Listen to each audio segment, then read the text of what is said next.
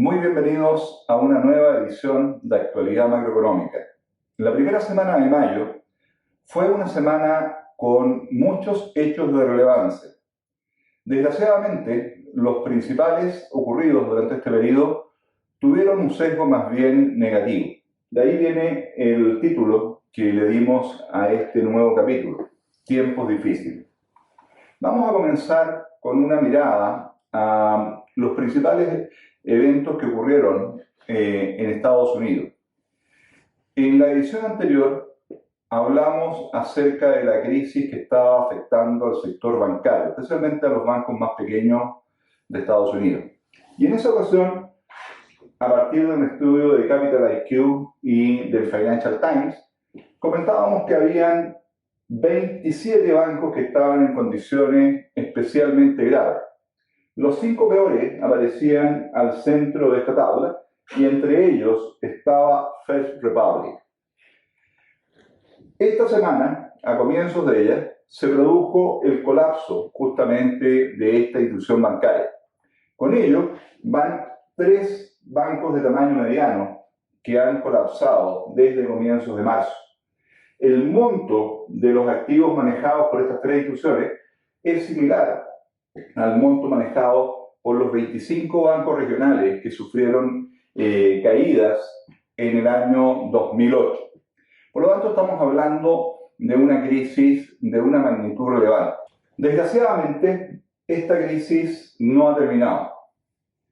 El comportamiento de las acciones de algunos de los bancos regionales nos indica que la situación sigue siendo muy grave, especialmente en el caso de PacWest, cuyas acciones se han desplomado durante los últimos días y que nos lleva a pensar que muy probablemente este va a ser el siguiente banco en colapsar dentro de un futuro no muy lejano. Una consecuencia de esta crisis bancaria ha sido alterar la evolución de la política monetaria en Estados Unidos. Esta semana la Reserva Federal, en línea con lo que se esperaba, implementó una nueva alza de 25 puntos base en su tasa rectora. Lo más probable es que esta haya sido la última de la secuencia que comenzó a principios del 2022. Mi escenario base en este momento contempla una estabilización de la tasa de política monetaria hasta la última reunión de este año. Y de ahí probablemente la Reserva Federal va a comenzar a reducir la tasa gradualmente. Producto de ello, las tasas de interés de los bonos del Tesoro a los diferentes plazos han experimentado fuertes caídas respecto a los niveles que teníamos el día 9 de marzo pasado, justo antes del colapso de Silicon Valley. La tasa del bono de 10 años cayó desde niveles superiores al 4% hasta niveles en torno al 3,4%. Esta caída en las tasas de interés ha permitido no solamente mitigar el impacto de las turbulencias en el sistema bancario sobre el mercado accionario, sino que incluso ha permitido que el nivel del S&P 500 supere en este momento los niveles observados antes del episodio de Silicon Valley. De hecho, a pesar de la caída de First Republic durante esta semana, el mercado está teniendo un buen cierre de la semana. Sin embargo, hay otras consecuencias que no podemos ignorar. Los problemas que están enfrentando los bancos regionales van a impactar su capacidad crediticia. Y entre los sectores más afectados por ello están las pymes americanas. La encuesta correspondiente al mes de marzo ya mostró una fuerte caída en la disponibilidad de crédito para este tipo de empresas. Ello debiera intensificar los efectos contractivos que ya venían producto del ajuste monetario. De tal forma que luego de un primer trimestre que resultó algo mejor a lo que se esperaba, lo más probable es que la economía de Estados Unidos caiga en una recesión de intensidad moderada durante la segunda mitad de este año. La gran pregunta es, ¿cuál va a ser la intensidad específica de esta recesión? Yo creo que va a ser de corta duración y de una intensidad, como decía, de grado moderado.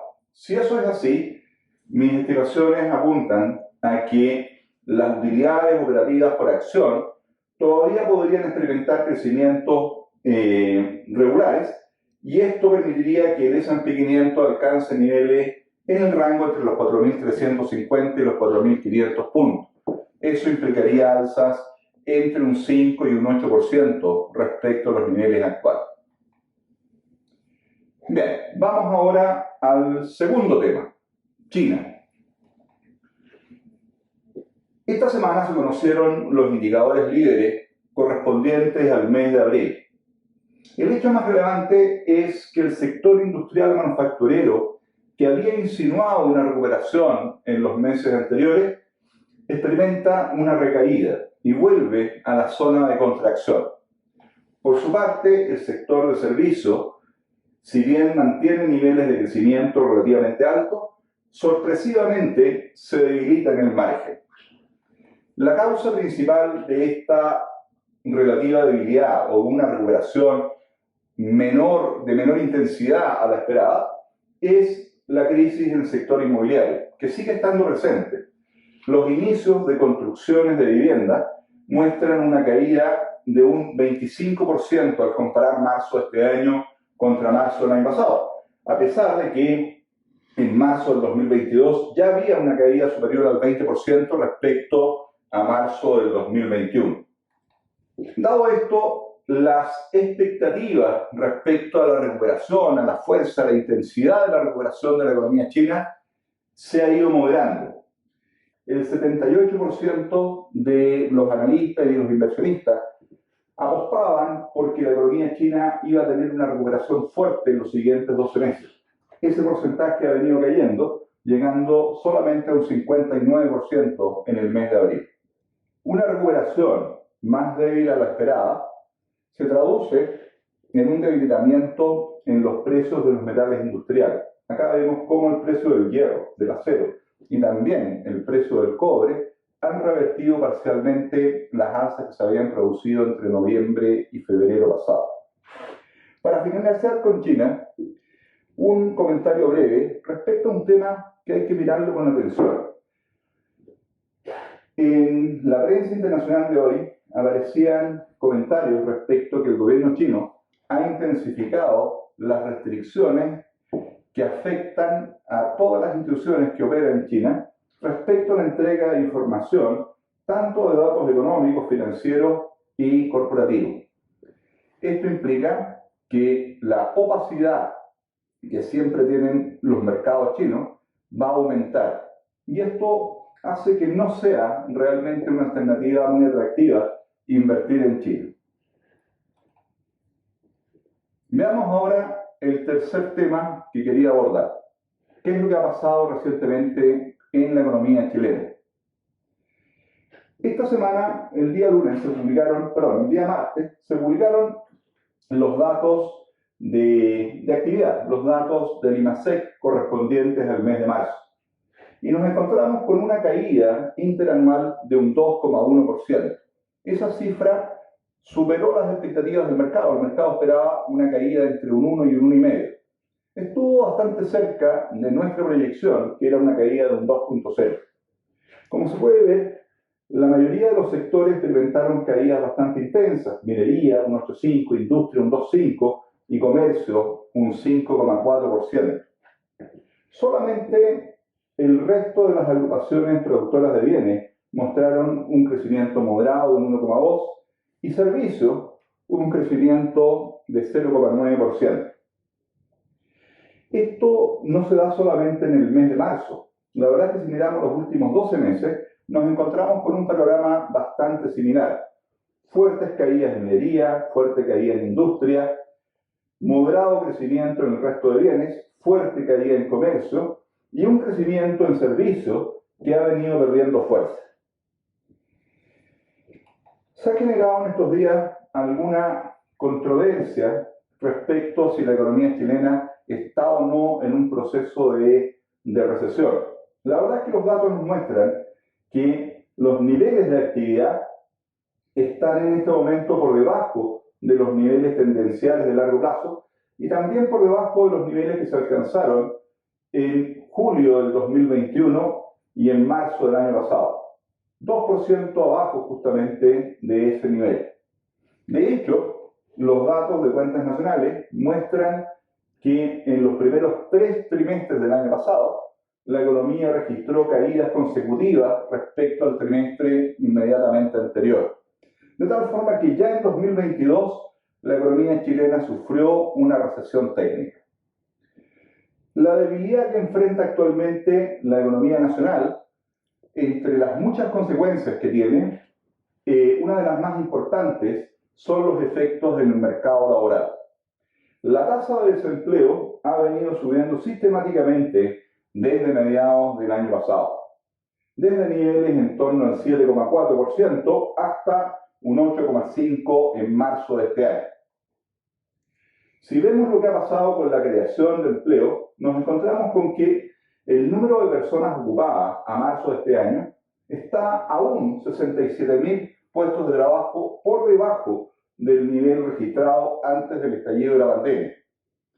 Y si consideramos el crecimiento tendencial que venía mostrando la economía antes de la pandemia, nos encontramos con que faltan cerca de 480.000 empleos. Eso significa que si esas personas se reincorporaran al mercado laboral, la tasa de desempleo efectiva sería cercana a 5 puntos por sobre los niveles actuales. Otro elemento que probablemente es el más preocupante de todo, cuando miramos lo que está pasando con la creación de empleo, vemos que en los últimos 3 meses se ha producido un muy marcado deterioro en la calidad del empleo generado. En los 12 meses terminados en diciembre, de los 287.000 empleos que se crearon, 306.000 correspondían a empleos privados asalariados, que son básicamente empleos formales. Ese número se redujo por 6 a solamente 52.000 en los 12 meses terminados en marzo. La menor creación de empleo privado ha sido compensada parcialmente por un aumento completamente sorprendente en el empleo público, 94.000 puestos de trabajo. Eso debe haber tenido un costo de cerca de entre 1.500 y 2.000 millones de dólares para las arcas fiscales. Adicionalmente, vemos un aumento, una reaparición de los empleos informales privados, los empleos por cuenta propia, que pasan de ser negativos a una creación de 65.000 puestos de trabajo. La menor creación de empleo formal por parte del sector privado probablemente se va a ver afectada en forma negativa adicionalmente por varias de las medidas que está implementando el gobierno. Hace algunos días atrás se aprobó el proyecto de reducción de la jornada laboral a 40 horas, lo que aumenta el costo de contratación y genera un desincentivo a la formalidad. También se anunció el anticipo del alza del salario mínimo hasta los 500.000 pesos, lo que ocurriría en julio del 2024. Eso implica un alza nominal de un 22% en este salario mínimo en los próximos 15 meses, lo que llevado a términos reales debiera implicar un alza cercana al 17%. También se está discutiendo en el Senado un proyecto presentado por senadores de la coalición de gobierno que apunta a dificultar los ajustes de personal en las grandes empresas. Cualquier rigidización de las decisiones de contratación o de salida implica un desincentivo a la creación de empleo. Finalmente, el gobierno anunció la creación de una mesa técnica para analizar un sistema de negociación por ramas de actividad económica. Esta es una de las políticas más distorsionadoras que se pueden implementar en un mercado laboral. Dado esto, es muy probable que la creación de empleo privado continúe siendo muy débil y contribuya a una profundización de la debilidad de la economía nacional que veíamos en las láminas anteriores. Bien, espero que en la próxima reunión tengamos noticias más alentadoras. Lo más probable es que en la próxima sesión vamos a hablar de las consecuencias de la elección correspondiente al nuevo Consejo Constitucional que va a ocurrir en 2 días más. Me despido, que tengan un muy buen fin de semana.